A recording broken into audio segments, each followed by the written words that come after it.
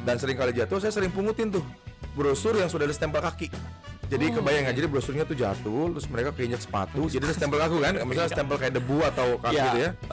Saya bersihin pakai tisu basah. Karena buat saya satu brosur itu bisa jadi satu peluru. One bullet buat saya yang kalau saya nembak mungkin bisa jadi dapat.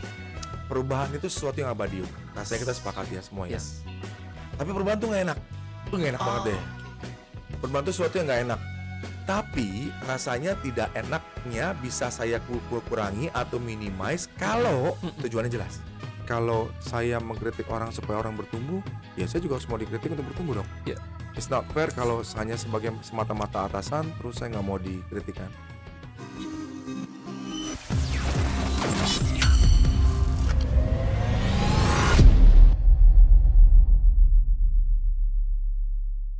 Oke, di podcast kita kali ini kita kedatangan someone special tentunya, dan pasti kita semua udah pada tahu, insan-insan Boswa Berlian sangat tahu beliau. Welcome Pak Anton Wijaya. Thank you Pak Yudi. Managing Director PT Boswa Berlian Motor. Baik Pak Anton, seperti pada yang umumnya teman-teman semua kita di podcast ini kita ingin mendapatkan insight daripada top manajemen di Boswa Berlian Motor tentunya, supaya teman-teman kita ya penginsan Boswa Berlian Motor pada tahu nih. Kenal. Kenal tentunya. Jangan sampai selama ini cuma tahu di Zoom doang, cuma nggak kenal lebih dalam. Jadi kita akan gali tentunya sejarah hidupnya Pak Anton, insight apa yang bisa kita ambil. Nah, Pak Anton Wijaya, emang langsung bisa top seperti ini Pak sebagai seorang top manajemen atau seorang direksi di sebuah perusahaan? Sebenarnya sampai sekarang juga nggak ngetop sih Pak Yudi. Iya. Ya, cuman yang pertama saya sih appreciate banget ya, misalnya Pak Yudi bikin acara seperti ini. Jadi pengennya pandemi yang menghambat kita semua untuk bersilaturahmi secara langsung bisa lebih terbuka. Mereka bisa lebih kenal sosok siapa pemimpinnya, siapa tahu. Jadi nanti kalau mereka memberikan masukan, pemimpinnya juga enak. Jadi mereka bisa tahu kan apa yang mereka mesti berikan masukan ke pemimpinnya. Dan yang kalau udah dibilang tadi top sih enggak, tapi sampai sekarang pun saya masih nggak merasa top gitu ya. Masih bekerja keras, masih belajar. Karena prinsipnya saya harus terus belajar sampai liang lahat menjemput lah kurang lebih. Oke. Nah, Bapak bergelut di otomotif. Backgroundnya memang otomotif? Yes. Pendidikan? Oh enggak. Pendidikan saya teknik industri. Teknik industri. Tapi kok bisa nyasar Pak ke otomotif? Pada saat saya teknik industri, gini, sebenarnya tekad saya adalah mau teknik industri, mau di otomotif dan yang lainnya. Yang penting adalah saya nggak mau kembali miskin. Itu sebenarnya intinya kurang lebih. Ya. Kembali miskin. Kalau keluarga saya karena kurang berada, jadi saya punya prinsip. Oke, kalau saya tidak harus menjadi orang yang kurang berada karena orang tua tidak berada, kurang begitu ya. So kita harus bisa mau rubah nasib. Saya sendiri nggak terlalu serak sama kata-kata nasib atau takdir ya. Karena mestinya Tuhan Yang Maha Kuasa memberi kesempatan kita yang sama kok, sebagai manusia, sebagai insan, supaya kita berusaha mendapatkan rezeki yang sama, yang lebih baik dan segala macam. Jadi ya itu karena keluarga kurang berada, jadi saya punya tekad untuk maju. Nah, untuk majunya kebetulan saat saya menuju skripsi, saya ketemulah dengan seorang dari Astra Daihatsu. Dia bilang, mau nggak skripsi di tempat saya? Tapi bayar harganya mahal, mesti cuti. Jadi harusnya normal itu saya bisa kerja dengan semester pendek waktu itu 3,5 tahun karena saya emang mau lulus cepat. 3,5 tahun mau lulus, jadi terpaksa tunda, jadi 4 tahun. 4 tahun. Tambah 1 semester kan? Nah jadi akhirnya ya sudah karena 1 semester, tapi saya pikir-pikir kayaknya udahlah worth it lah. Di situ belajar mengenai ISO 9001 saat itu. Jadi waktu itu perusahaan lagi mengupgrade ISO 9001 versi 94 ke tahun 2000. Terlibatlah saya di situ. Terlibat di situ walaupun harus cuti, tapi enak. Wah, bisa bergaul, belajar apa itu bikin flowchart, bikin total quality management, Bapak terlibat Kaizen. Terlibat langsung dengan karyawannya. Dan salah satu sampling size yang diambil adalah Astra Daihatsu Pangeran Jakarta di Jakarta waktu itu. Ada namanya Astra Daihatsu Pangeran Jakarta. Terlibatlah di sana. Begitu terlibat di sana, saya udah tahu nih, I have to do the best. Karena kalau saya do the best, bahkan saya bisa expect dari expectation, saya bisa dapat chance jadi karyawan. Begitu saya udah bagus terus segala macam, saya dapat A, saya bilang, "Pak, saya mau kerja di bos di Astra, gimana caranya?" "Oh, bisa melalui Astra Recruitment Center." Ternyata dites juga. Dites juga. Dites juga, ya sudahlah. Singkat cerita saya dites, ya akhirnya lolos. Tinggal Mm-mm. 23 orang, terus lolos tinggal berapa, terus di melalui Astra Recruitment Center waktu itu, Mm-mm. lalu di interview ya kebetulan lolos juga.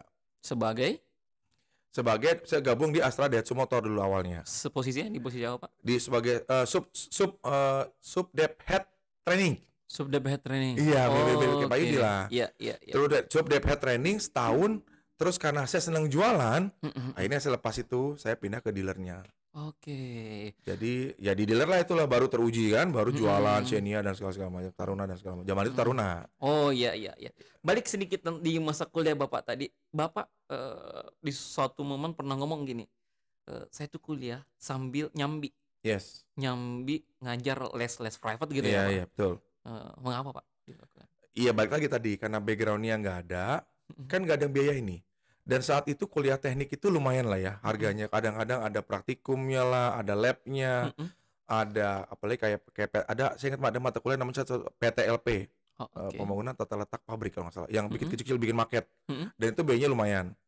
Dan saya keluar dari pagi 6:30 pagi, balik 9:30 malam. Mm-mm. Karena 7:30 pagi saya harus kuliah 7:30 mulai sampai selesai karena jam 3, jam berapa?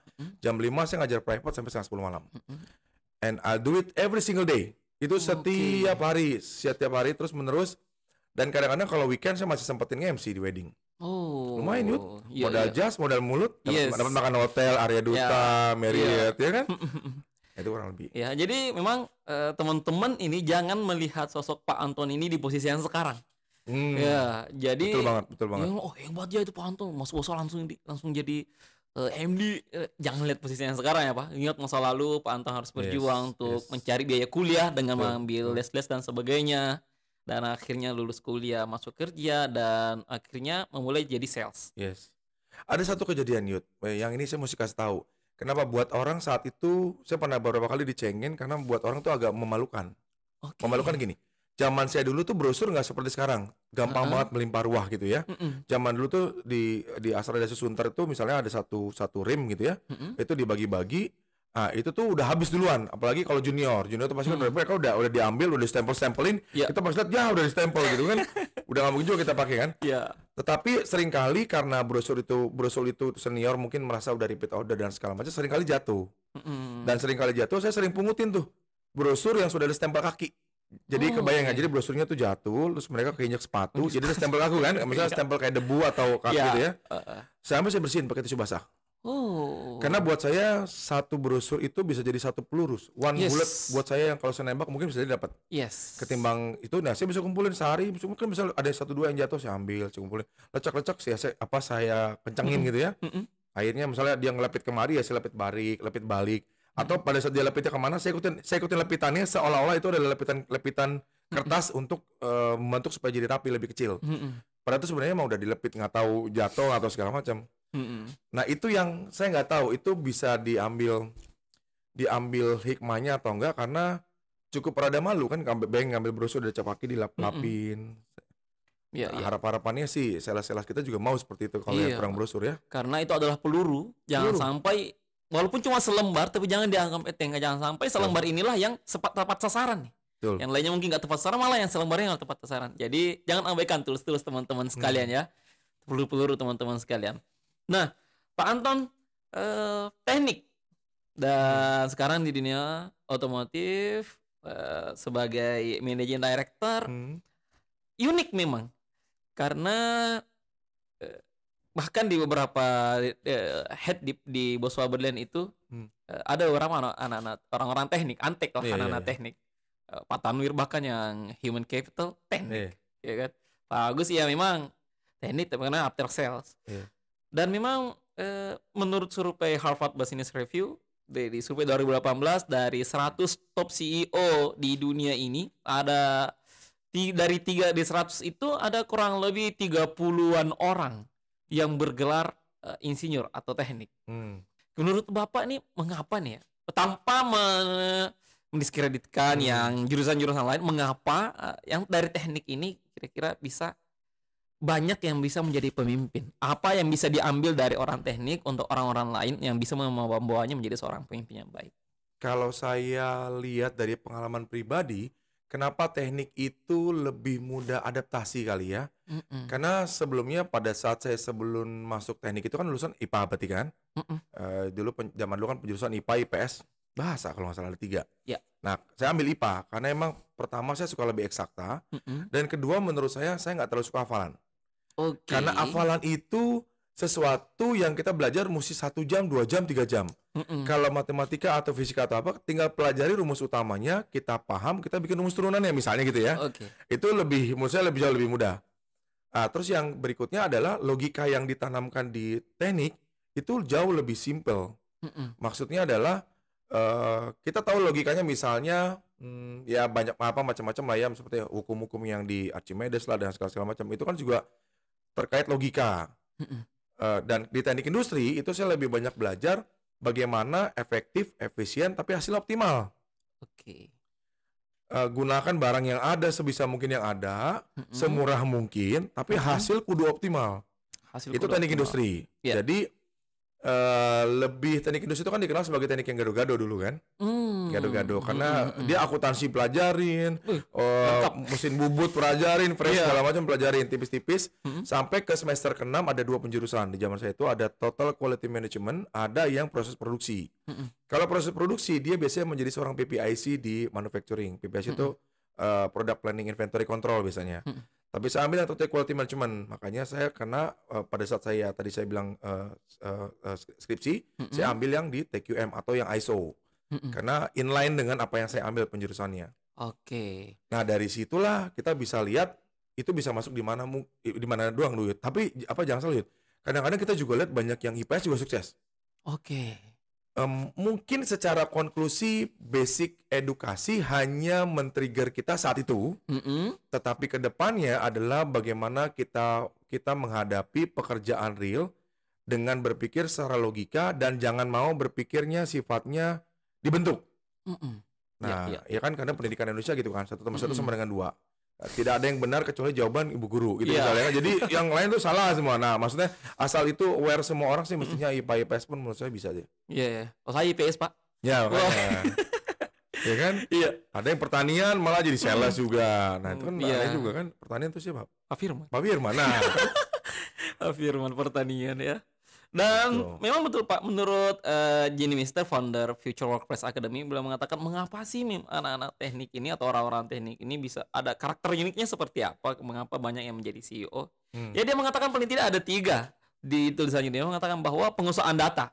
Hmm. Mereka jago menguasai data. Hmm. Sistem thinking, karena udah terbiasa nyusun barang, bikin sistem berjenjang tentunya. Kayaknya teratur cara berpikirnya. Dan juga problem solving. Hebat memecahkan sebuah Hmm. masalah. Nah, Hmm. menurut Bapak dari segi penguasaan data, Hmm. sistem thinking, dan ke problem solving. Nah, memang apakah ini hal yang memang harus dimiliki oleh seorang leader bahkan biar di luar teknik dari 3 ini, Pak? Bagaimana, Pak? Ya, itu sih udah pasti lah ya. Itu kayaknya Mhm. dari teorinya juga udah bener banget tuh ya. Ya. 3 itu memang harus dimiliki. Kalau saya boleh tambah 1 sih, preventif. Oh, Karena preventif.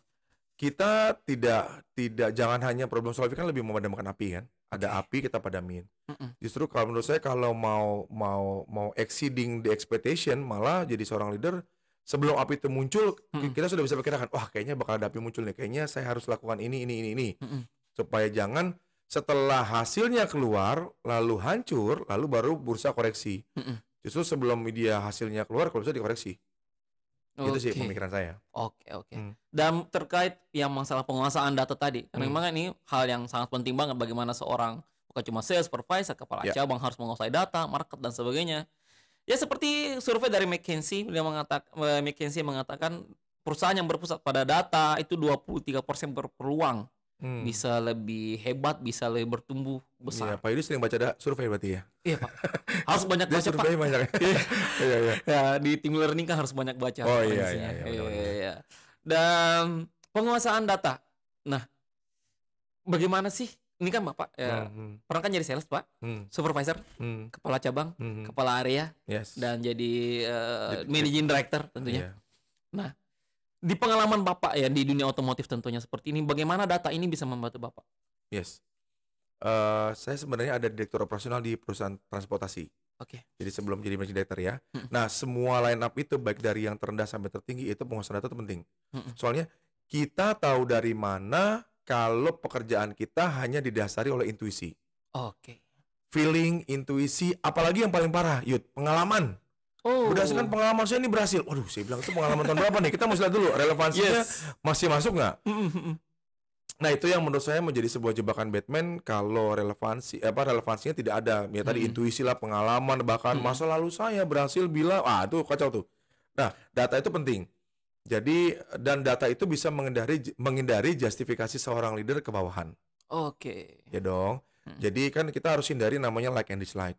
Tidak boleh kita menilai seseorang tim atau subordinate itu cuman karena wajahnya kayaknya kurang enak dilihat, berarti kayaknya semestinya saya nggak suka deh nih gitu ya. Atau mungkin dia kok tingginya kurang tinggi, berarti saya harus deh. Nah, itu kan nggak ada kaitan sama itu kan. Jadi bagaimana data itu berperan. Kalau memang orang itu bisa ngolah data, bisa kasih solusi, so apapun dia background dia itu, so kita harus hargai sih. So kita harus Kasih hargai. kesempatan gitu. Oke.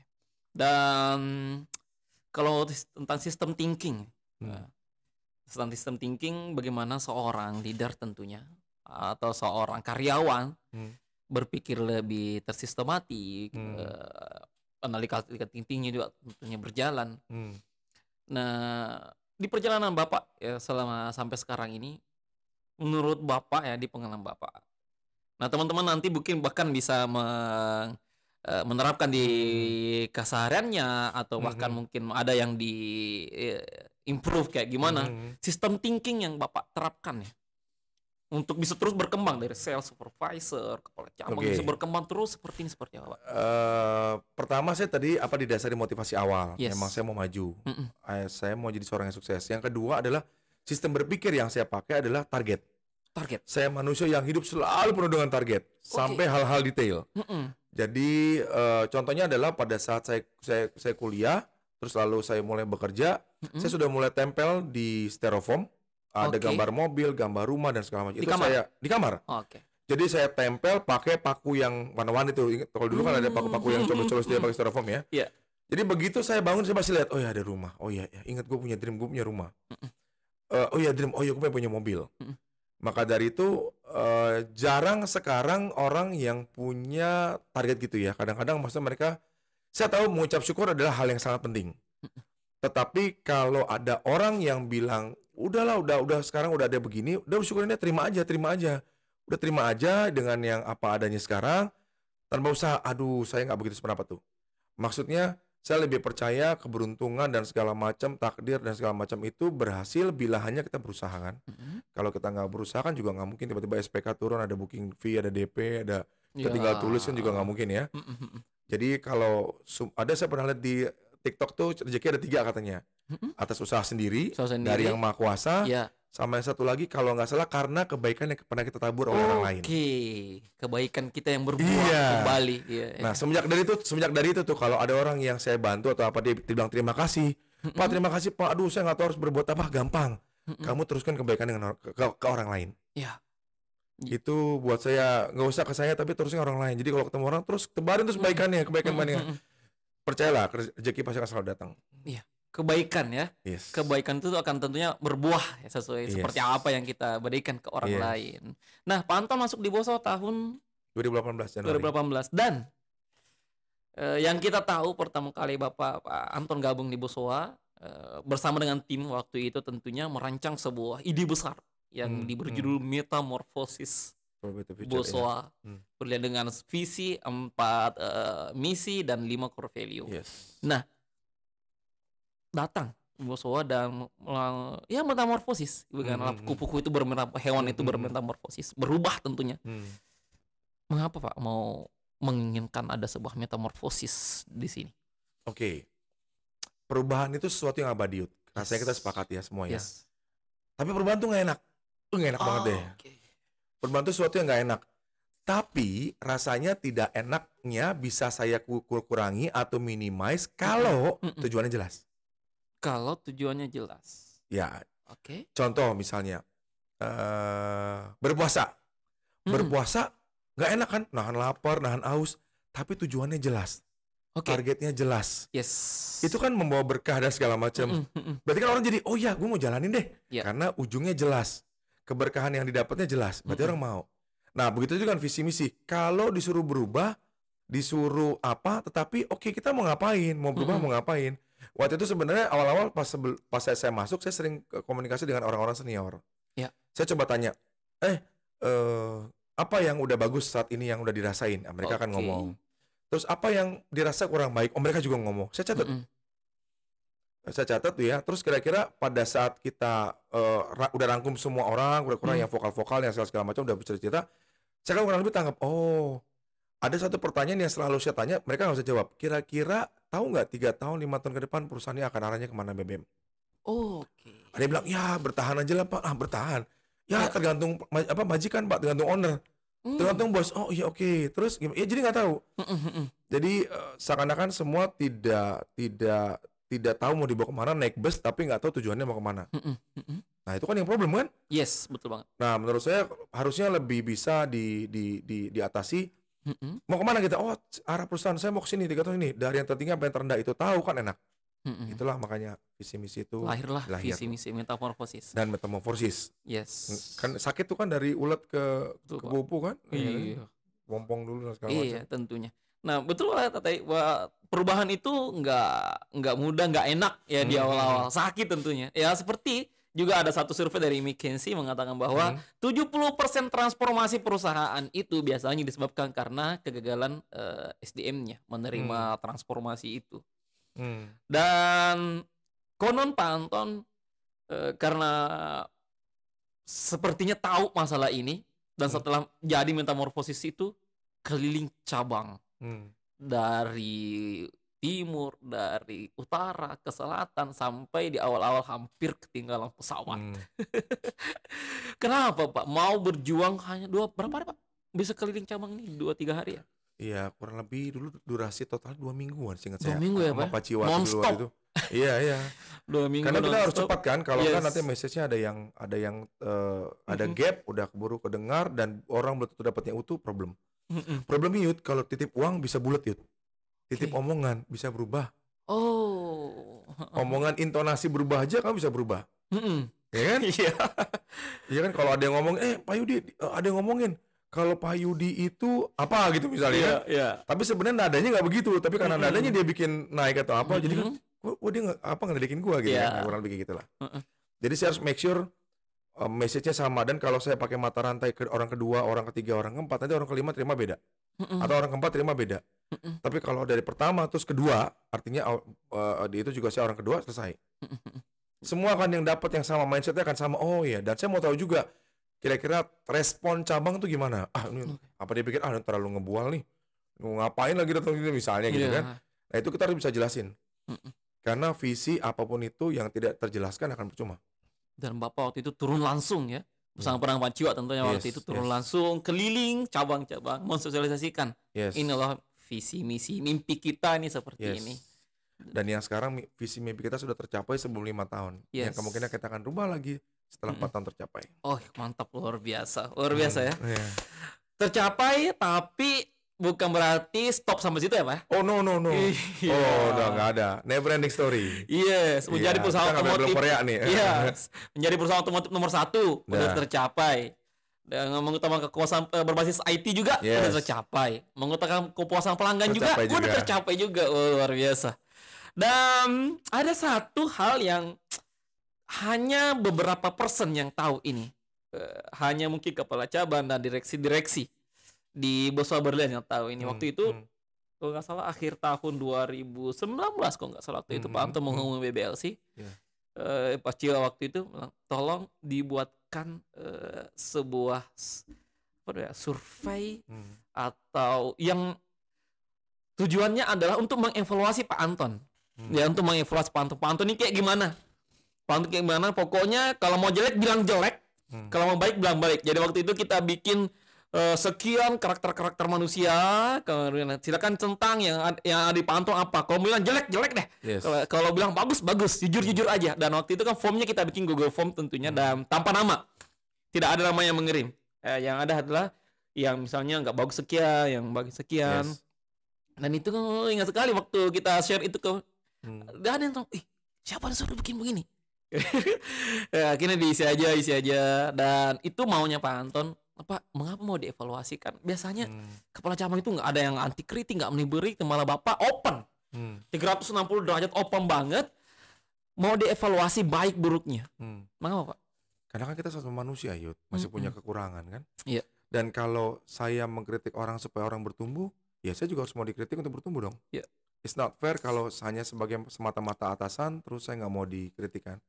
Itu terus yang kedua juga itu kan bisa jadi contoh. Hey, kalau kita masih tinggi apapun ya masukan itu sesuatu yang baik kok, nggak ada buruk-buruknya, gitu kan? Jadi tidak anti kritik lah ya maksudnya. Yes.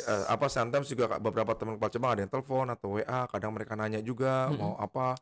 Saya juga selalu layanin gitu sebisa mungkin. Jadi ruangan saya bukan ruangan yang dijaga itu. Iya. Pada saat saya ini tinggal ketok masuk gitu, orang-orang pada begitu termasuk kamu juga kan. Jadi artinya ya selagi bisa dilayani lah ini karena esensinya mungkin pemimpin juga melayani kan. Jadi ini nih pelajaran nih bagi teman-teman tentunya. Jangan takut dikritik yang salah, akui bahwa kita salah, salah perbaiki ya. Jangan sampai salah dikritik karena salah malah baper. Yes. Mencari kambing hitam. Yes. Ini yang lapor ini siapa sih sebenarnya? Bukan mencari masalah, malah cari kambing hitamnya. Yes. Ya karena banyak orang yang bilang dia mau belajar, tetapi dia nggak mau dikritik. Yes. Menurut saya belajar sama dikritik itu jadi satu, nggak bisa. Oke. Coba gimana caranya kita mau belajar, mau jadi bagus, tapi nggak mau diterima masukan. Gimana coba itu caranya? Nggak bisa dong, pasti kan ya namanya itu entah dari pemimpin atau entah dari bawahan, dari teman sekolik, dari keluarga, pasti kan ada masukan dong. Lu coba gini deh, coba lu gini-gini deh. Terus kalau kita mau belajar tapi kita nggak terima kritik, nggak bisa lah. Menurut saya pasti akan gagal juga, jadi pembelajaran yang gagal gitu. Itu jadi satu kesatuan utuh sih yang mesti diinin. Ya. Dari masa lalu Bapak yang mulai kuliah dan kemudian ya sampai berjuang karena hanya untuk mencari biaya kuliah karena mungkin orang tua nggak mampu. Mulai dari awal dari sales, pernah mencapai titik terendah dalam hidup? Pernah. Bagaimana Bapak bisa bangkit?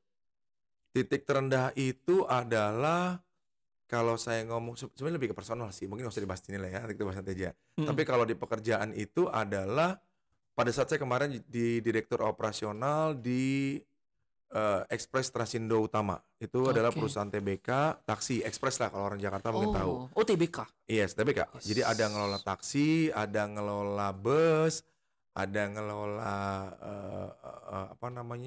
kayak limosin tuh kayak travel buat kayak penyewaan travel tapi yang dilakukan oleh hotel lah kurang lebih gitu. Kita itu kerjasama Four Seasons dan segala macam. Itu saat itu adalah saat saya join itu sudah benar sunset. Jadi kita udah kalah sama online. Oke.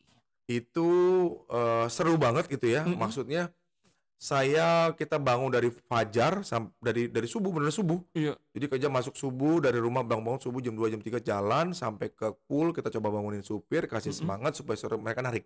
Bangunin supir. Iya, bangunin supir. Karena seperti itu kan ada mes-mesnya tuh di pool-pool. Itu ada tersebar di beberapa wilayah gitu ya. Nah, terus juga kadang-kadang malam juga kita mesti datang ke sana tengah malam karena mereka habis mereka narik, mereka kumpulin setoran. Nah, saya mau tahu kenapa sih setorannya dikit. Kenapa segala macam.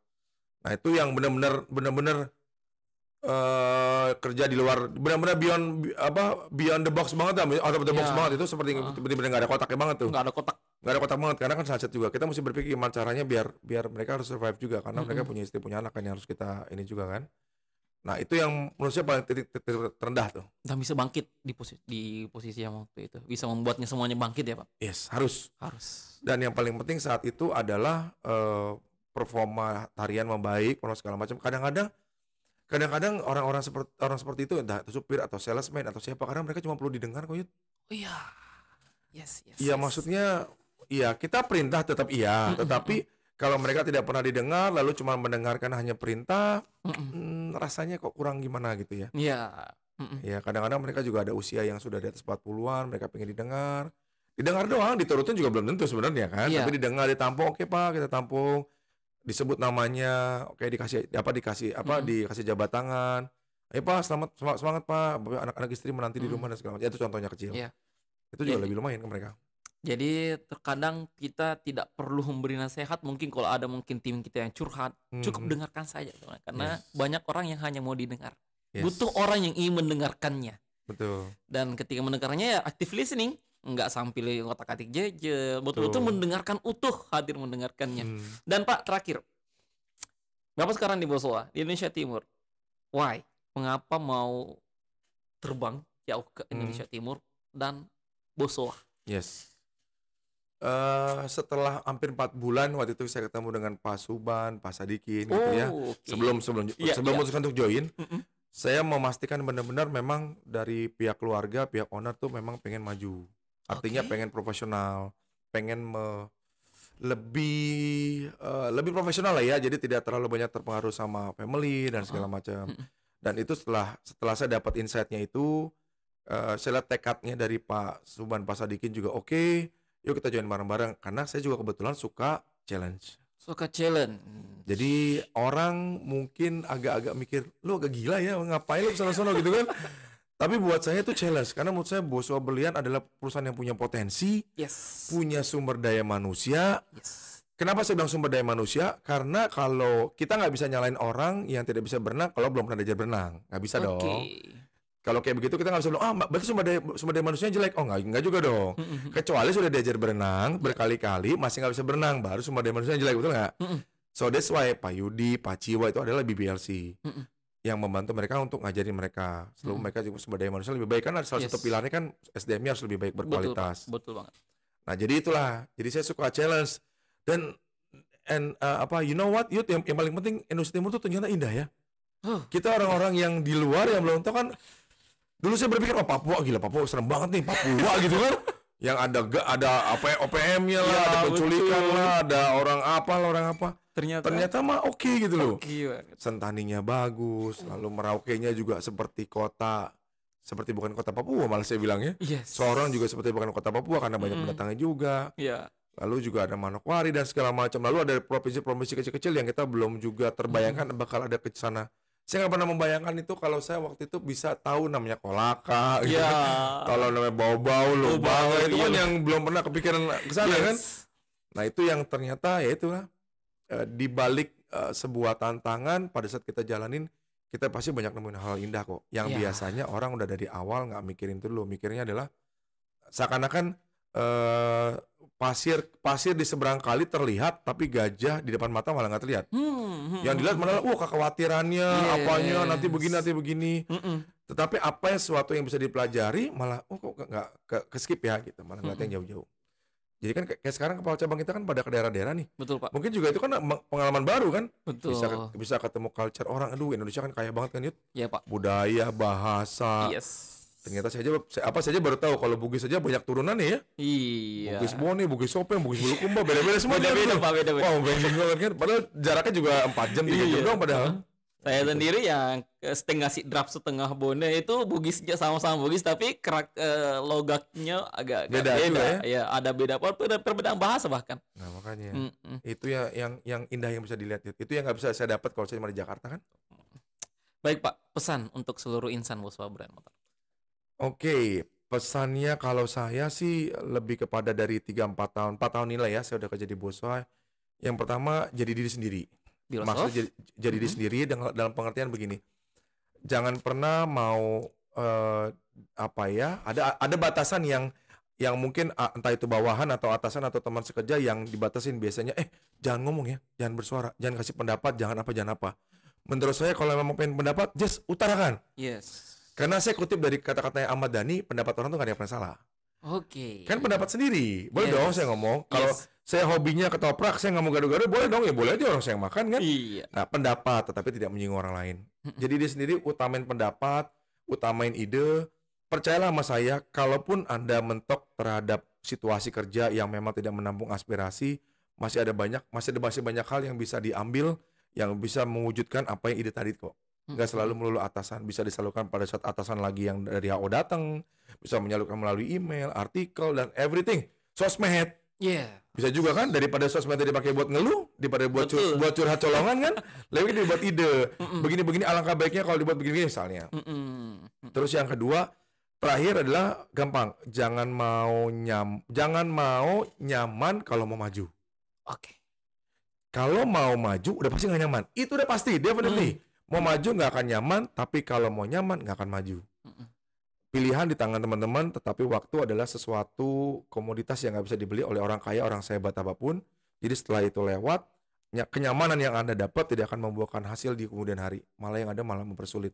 Tetapi percayalah kalau maju yang dimau, walaupun nggak nyaman, tapi endingnya akan nyaman. Oke. Berani berpendapat dan berani maju. Yes. Berani maju. Baik. Thank you. Thank you. Pak Anton Wijaya, Managing Director PT Boswa Brand Motor, atas sejarah hidupnya, insight-insightnya, dan hikmah-hikmah hidup tentunya yang banyak kita ambil. Kita doakan sehat selalu, Pak. Oke, thank you. Sehat, semangat, dan sama-sama bahagia juga. selalu. Dan tentunya bersama seluruh insan Yeah. Boswa Kita Brand Motor. sehat sama-sama, sukses Amin. sama-sama. Amin. Karena sukses sendirian tuh nggak enak, Yud. Yes. Masih sukses bareng-bareng ya. Iya. Iya. Oke, Pak. Thank you. See you next time. Oke, thank you. Iya, Pak. Assalamualaikum. Waalaikumsalam. Ya.